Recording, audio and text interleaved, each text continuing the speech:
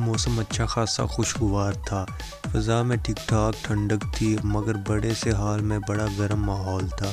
نوجوانوں کا کراؤڈ میز کے گرد جمع تھا، جہاں آنکھوں میں آنکھیں ڈالے بائیں ہاتھ کو پیچھے موڑے دائیں ہاتھ کی کوہنی میز پر ٹکا کر اسد اور فیروز دونوں پنجہ لڑا رہے تھے۔ بڑا ہی کانٹے کا مقابلہ چل رہا تھا۔ اسد کا چہرہ پسینے میں بھیگا ہوا تھا، پورے جسم کی طاقت لگانے کی وجہ سے اچھا خاصا صاف رنگ سے لگ رہا تھا۔ میز پر ایک طرف انعام کے 10,000 رکھے ہوئے تھے، 5,000 اسد کی ٹیم کی طرف سے اور 5,000 فیروز کی ٹیم کی طرف سے۔ جیتنے والا ساری رقم کا حقدار بن جاتا۔ اسد جیتنے کے لیے پوری جان لگا رہا تھا، 5,000 جیتنے کے لیے نہیں بلکہ فیروز سے جیتنے کے لیے۔ نوجوانوں کا ہجوم آدھا اسد کی طرف تھا تو آدھا ہی فیروز کی طرف، لیکن اس وقت اگر پورا شہر بھی اسد کی طرف ہوتا تو بھی فیروز کا ہارنا مشکل ہی نہیں بلکہ ناممکن تھا۔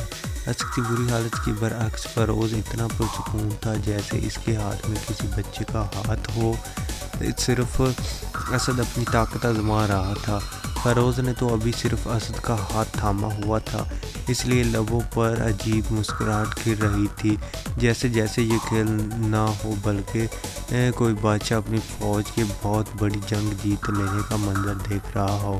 مسکراہٹ اس کے ہونٹوں پر ضرور کھل رہی تھی، مگر اس کی آنکھیں بالکل خاموش تھیں، بے حد سرد۔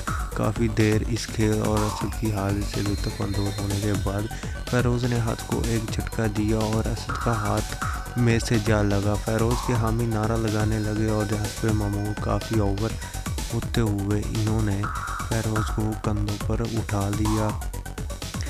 جیت کتنا پیارا لفظ ہے، کانوں میں شہد ٹپکاتا ہوا دنیا کے چند حسین ترین الفاظ۔ طاقت، حسن، دولت میں سے ایک جیت بھی ہے، بلکہ شاید جیت کا لفظ ان تمام الفاظ سے جیت گیا ہے۔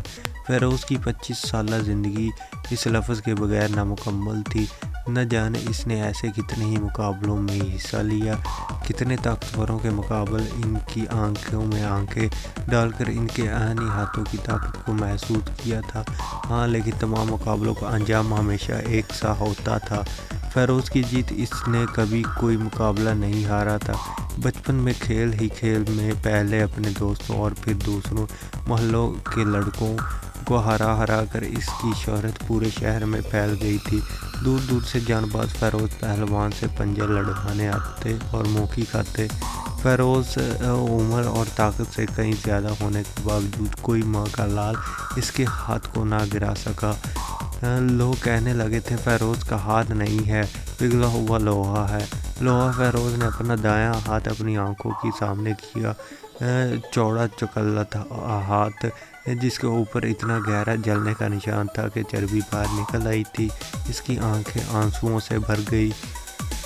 7 سالہ چھوٹا سا فیروز ناکافی خوراک اور بہت محنت کرنے کی وجہ سے اپنی عمر سے بھی چھوٹا لگتا تھا۔ جب 5 سال کا تھا تو اس کا مزدور باپ کام کے دوران اونچی بلڈنگ پر سے گر کر مر گیا تھا۔ وہ جو 2 وقت کی روٹی ملتی تھی وہ بھی بند ہو گئی۔ ماں بیچاری لوگوں کے گھروں میں کام کرنے لگی، مگر پھر بھی گزارا نہیں ہوتا ہے۔ کرائے کا گھر۔ فیروز اور اس کے 2 چھوٹے بھائی۔ بہن تو ابھی دودھ پیتی تھی، وہ بیمار رہنے لگی۔ فیروز کے بیچاری قسمت کی ماری ماں نے نہ چاہتے ہوئے بھی فیروز کو کام پر لگا دیا۔ ایک لوہار کی بھٹی تھی جہاں وہ دن رات لوہا کوٹتا تھا۔ قسمت کی بھٹی ہر لوہار کی بھٹی سے زیادہ گرم ہوتی ہے۔ فیروز دونوں بھٹیوں میں مشقت کر رہا تھا، اپنے ننھے ہاتھوں سے وہ سارا دن ہتھوڑا چلاتا۔ قسمت کا مارا اس وقت فیروز ایک دن صبح سے بھوکا تھا، اس سے ہتھوڑا اٹھ ہی نہیں رہا تھا۔ وہ شاید کمزوری کی وجہ سے بے ہوش ہو گیا۔ اس کا ہاتھ آگ میں جا پڑا۔ وہ اس قدر بری طرح سے بے ہوش ہوا تھا کہ اس کو ہاتھ جلنے کا احساس تک نہیں ہوا۔ کئی دنوں تک اس کا سیدھا ہاتھ کام کرنے کے قابل نہ ہوا، الٹے ہاتھ سے ہتھوڑا چلاتا۔ کسی فلم کے منظر کی طرح فیروز کے ہاتھ ہتھوڑا چلاتے رہے، بھٹی دکھتی رہی اور وقت گزرتا رہا۔ سال پر سال بیت گئے اور فیروز جوان ہو گیا، اور کسی فلم کی ہی طرح جوان ہوتے ہی فیروز کی حالات بدلنے لگے۔ کہتے ہیں نا، زندگی کا ہر حادثہ انسان کو کچھ نہ کچھ سکھاتا ہے۔